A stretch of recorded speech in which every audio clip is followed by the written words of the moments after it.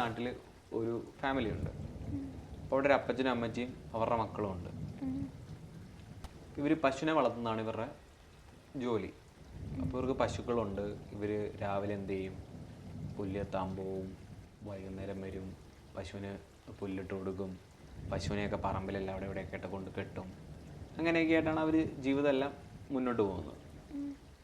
ഒരു ദിവസം ഈ പുള്ളിക്കാരിയുടെ, അതായത് വീട്ടിലുള്ള ഒരു ചേച്ചിയുടെ കല്യാണമായി. കല്യാണത്തിൻ്റെ കാര്യങ്ങളെല്ലാം തിരക്കൊക്കെ ആയിട്ട് ഇവരിങ്ങനെ നടക്കുമായിരുന്നു. അപ്പം അങ്ങനെ ഒരു തിരക്കായിട്ടുള്ള ഒരു ദിവസത്തിൽ ഇവർ രാത്രിയായിട്ടും പശുവിനെ പറമ്പിൽ നിന്ന് അഴിച്ച് മാറ്റിയില്ല. ഇവർ മറന്നുപോയി പശുവിനെ അഴിച്ചു മാറ്റാൻ. ഇവരെ കാര്യം ഓർത്തുമില്ല. പശു പറമ്പിലാണല്ലോ, ഗർഭിണിയായിട്ടുള്ളൊരു പശുവായിരുന്നു അത്. ഇവർ അതിനെപ്പറ്റി ഒന്നും ചിന്തിച്ചുമില്ല, ഒന്നും ഓർത്തുമില്ല.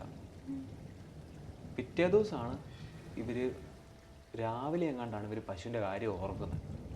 ഇവരപ്പോൾ തന്നെ പറമ്പിലോട്ട് ചെന്ന് നോക്കിയപ്പോഴേക്കും പശു ചത്ത് കിടക്കുക. പശുവിൻ്റെ വയറ്റിൽ ചാട്ടമാറിനടിച്ച പോലെയുള്ള പാടുകൾ, കുറേ പാടുകൾ, വയറൊക്കെ അടിച്ച് പൊട്ടിച്ച് വെച്ചേക്കുക. എന്താ സംഭവം എന്ന് അവർക്ക് മനസ്സിലായില്ല.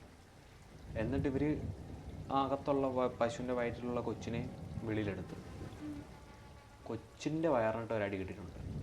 കൊച്ചു മരിച്ചോ? രണ്ടും മരിച്ചുപോയി.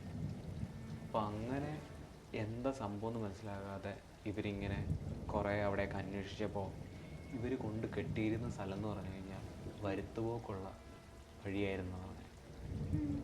ഈ വരുത്തുപോക്കുള്ളപ്പോൾ ഒരു പ്രത്യേകത ഉണ്ടെന്ന് പറയുന്നത്. അതായത് വരുത്തുപോക്കിന് അങ്ങനെ ആരും പ്രത്യേകിച്ച് പേടിക്കേണ്ട കാര്യമൊന്നുമില്ല. അതിങ്ങനെ വന്ന് ആ വഴിയൂടെ അങ്ങനെ അങ്ങ് പോകും. പിന്നെ അടിച്ചത് വേറൊരാളാണ്.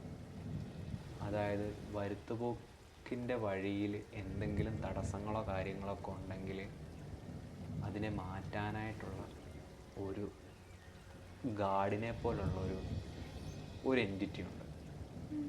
അതിനെയാണ് മാടൻ എന്ന് പറയുന്നത്. മാടൻ അരയ്ക്ക് മുകളിലോട്ട് മാത്രമായിട്ടുള്ള രൂപമാണെന്നാണ് പറയപ്പെടുന്നത്. ഈ സാധനം വരുത്തുപോക്കിൻ്റെ വഴിയിൽ എവിടെയെങ്കിലും എന്തെങ്കിലും സാധനങ്ങളുണ്ടെങ്കിൽ അടിച്ച് നശിപ്പിക്കും. അങ്ങനെയാണ് ആ പശുവിൻ്റെ അടി കിട്ടിയെന്നാണ് പറയുന്നത്.